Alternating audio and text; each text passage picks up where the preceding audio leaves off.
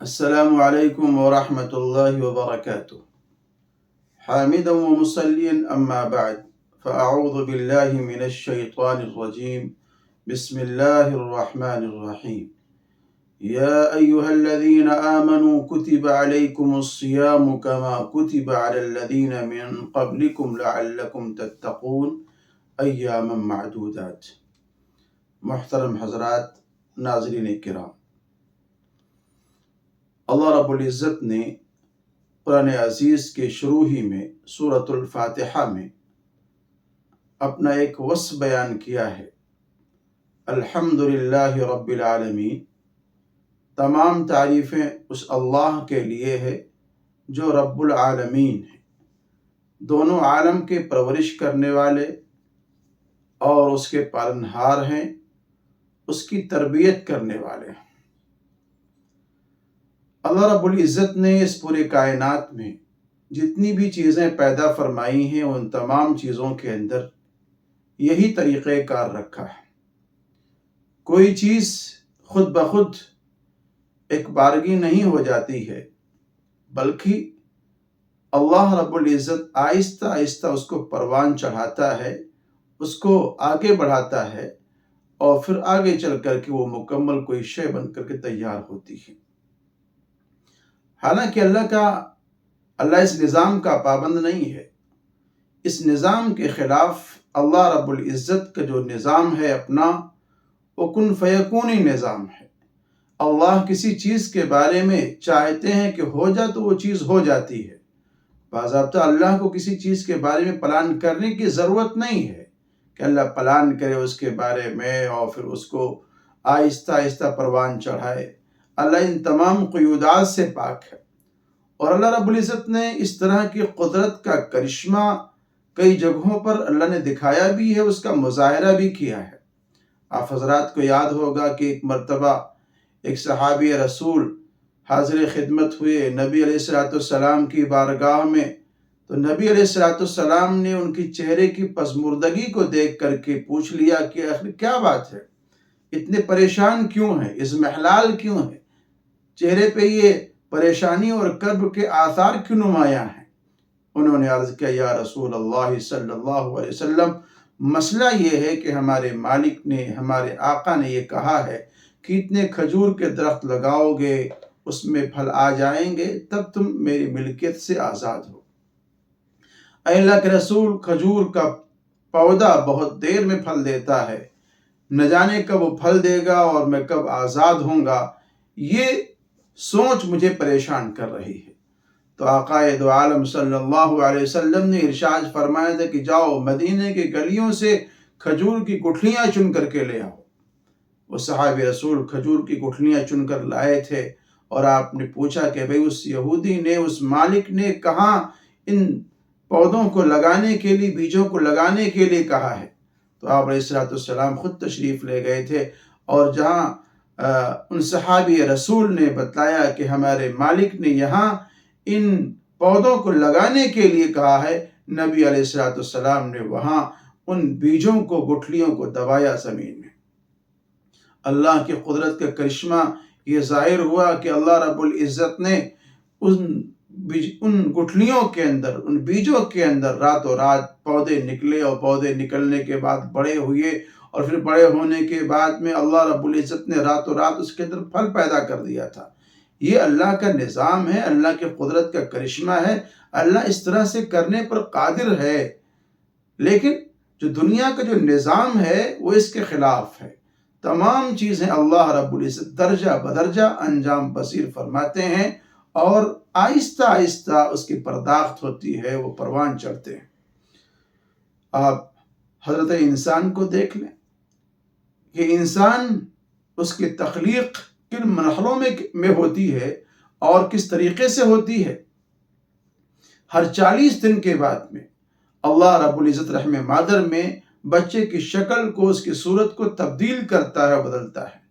جب بچہ پیدا ہوتا ہے، پیدا ہونے کے بعد مجبور محض ہوتا ہے، وہ خود سے کچھ کھا نہیں سکتا، خود سے کچھ پی نہیں سکتا، کروٹ نہیں بدل سکتا ہے، اور کوئی دوسرے کام نہیں کر سکتا ہے، وہ اپنی ماں کے لیے مجبور ہوتا ہے۔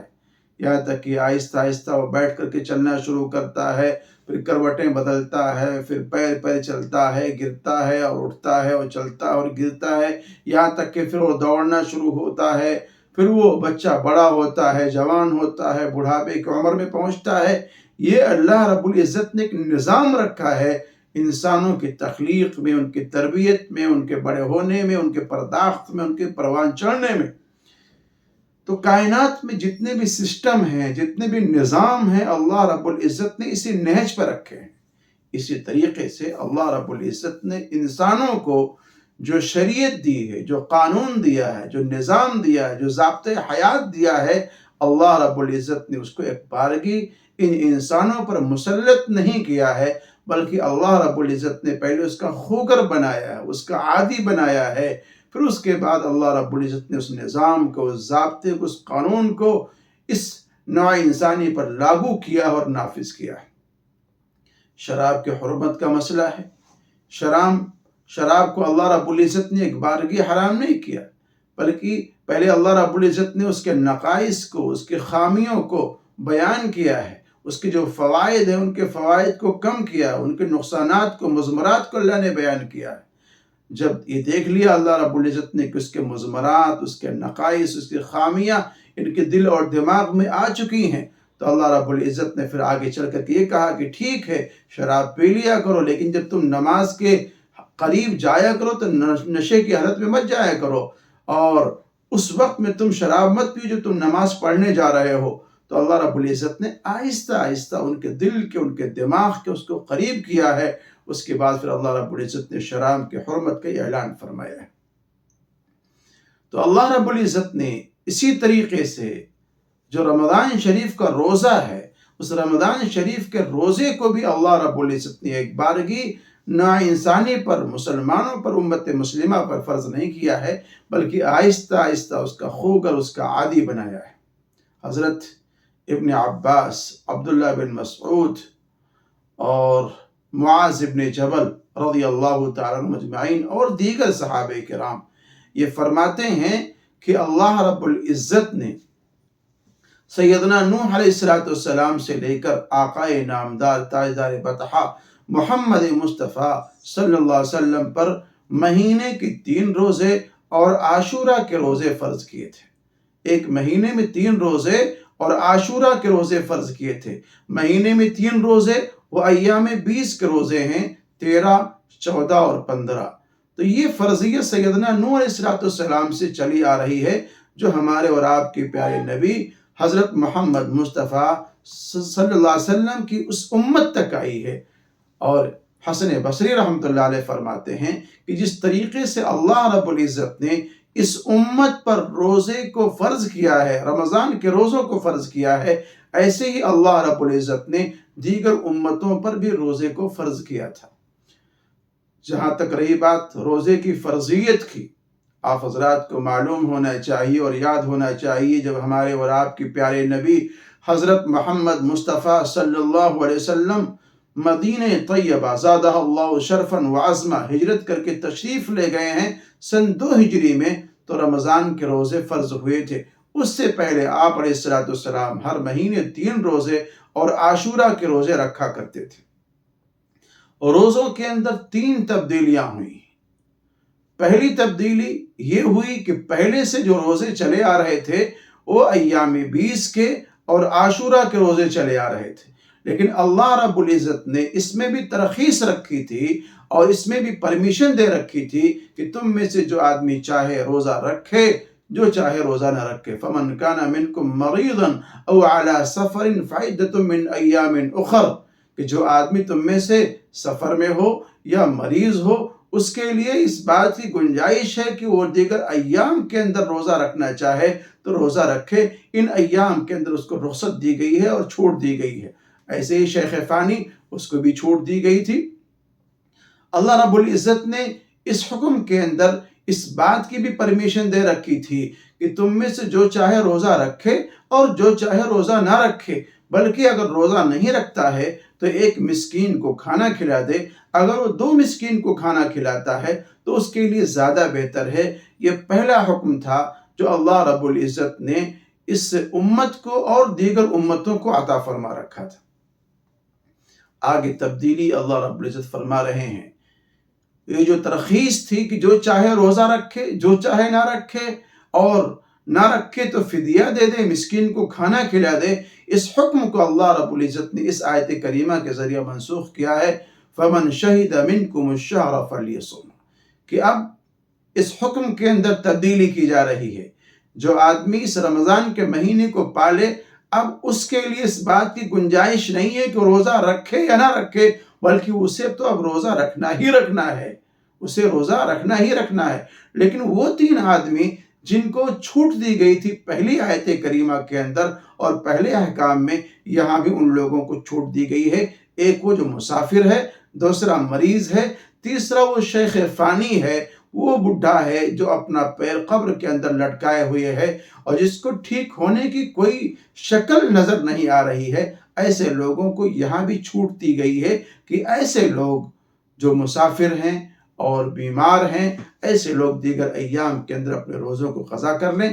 رہی بات وہ مریض یا رہی بات وہ شیخ فانی، وہ بڈھا جو اپنا پیر قبر کے اندر لٹکائے ہوئے ہے، ایسے آدمی کے لیے مسئلہ یہ ہے کہ وہ اپنے ایک روزے کے بدلے فدیہ دے دیا کرے، اور فدیہ یہ ہے کہ ایک مسکین کو کم سے کم 2 وقت کا وہ کھانا کھلائے۔ اس سے زیادہ کھلاتا ہے اچھی بات ہے، لیکن کم سے کم ایک مسکین کو 2 وقت کا کھانا کھلائے گا۔ یہ دوسری تبدیلی ہوئی ہے۔